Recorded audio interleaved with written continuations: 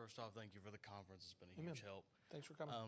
So, an issue that's come up a lot in our church is, and I know you mentioned it, you have one spouse that's spiritual, and then you have one that's not. And it goes both ways. It goes with the Yeah. wife coming to church and the husband's not a leader, and then you Right. have the other way around as well. So, how would you recommend a spouse that has spiritual desire to help with that spouse that doesn't?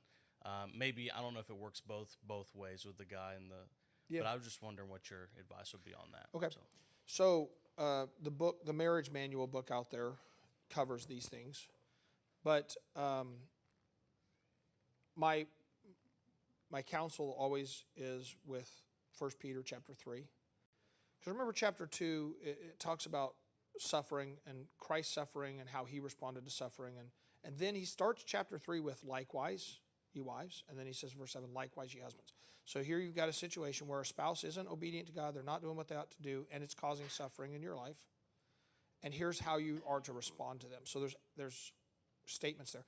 Now, that's not the only place that those type of things are spoken of, like things that, here's how you ought to behave toward your spouse.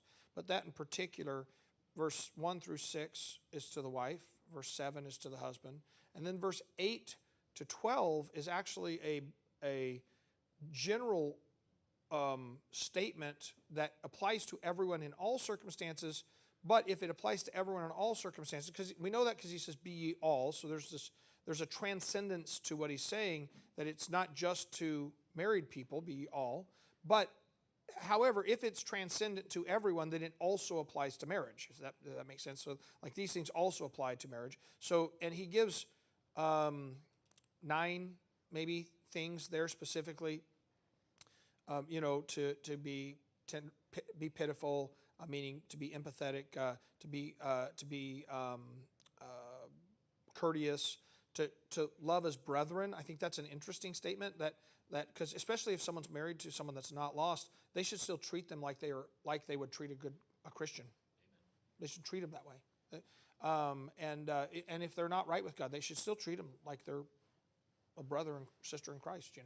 And so there's all these statements there about how you should behave when you're suffering.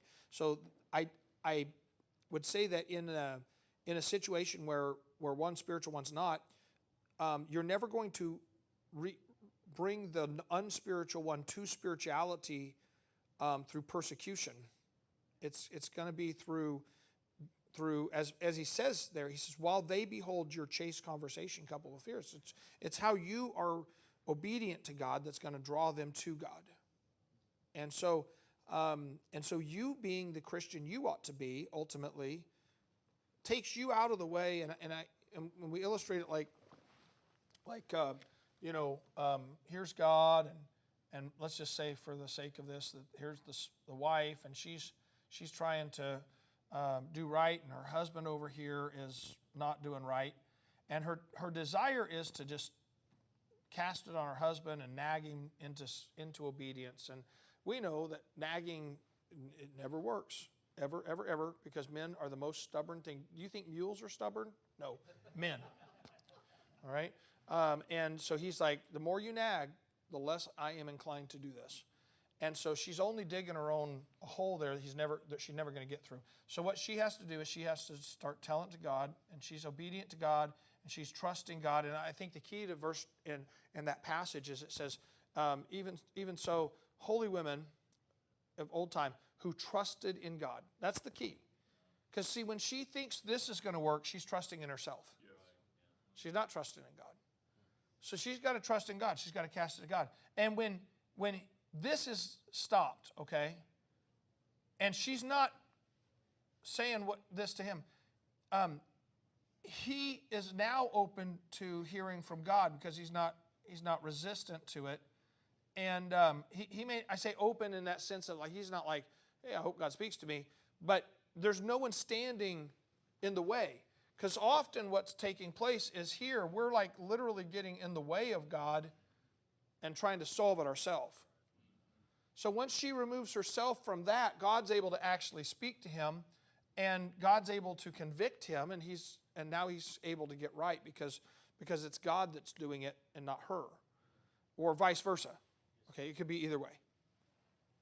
And we've got situations in our church where it's either both directions, just like I think probably every church. And this is exactly how I counsel them. And I've seen spouses, and if they do it this way, get right. I've not ever seen not one, get right this way. So does this mean that they automatically will get right? No. But I like the odds better. And it's obedience. That's what God says. So in the marriage manual, I go through mutual admonitions,